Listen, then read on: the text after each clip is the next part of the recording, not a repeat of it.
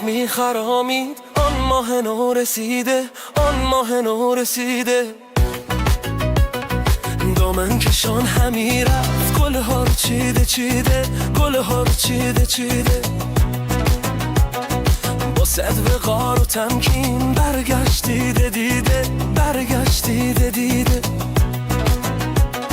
من نیز در قفایش رفتم چنان دویده، رفتم چنان دویده. در باغ میخرامید آن ماه نو رسیده، آن ماه نو رسیده. دامن کشان همی رفت گلها رو چیده چیده، گلها رو چیده چیده.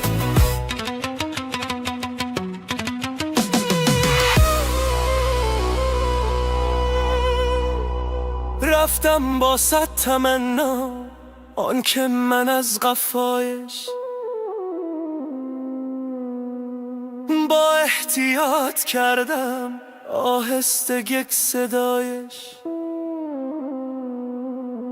برگشت جانب من دیدم رخ چو ماهش، چادر بر وی فکنده با دست پر حنایش. رنج دید از حیا گفت آن از حیا رمیده، آن از حیا رمیده. رنج دید از حیا گفت آن از حیا رمیده، آن از حیا رمیده. در باغ میخرامید آن ماه نو رسیده، آن ماه نو رسیده.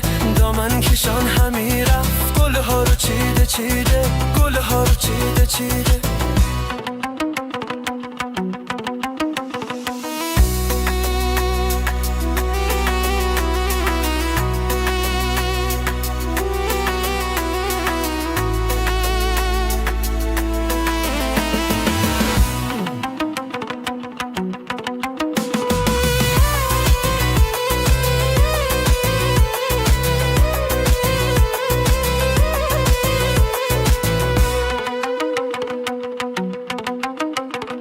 گفتم صد آفرین باد ای ما کشور حسن، با باغبان قدرت خلق داور حسن. سر تا به پا لطافت ای ماه نر حسن، در جمع خوب رویان هستی تو سرور حسن.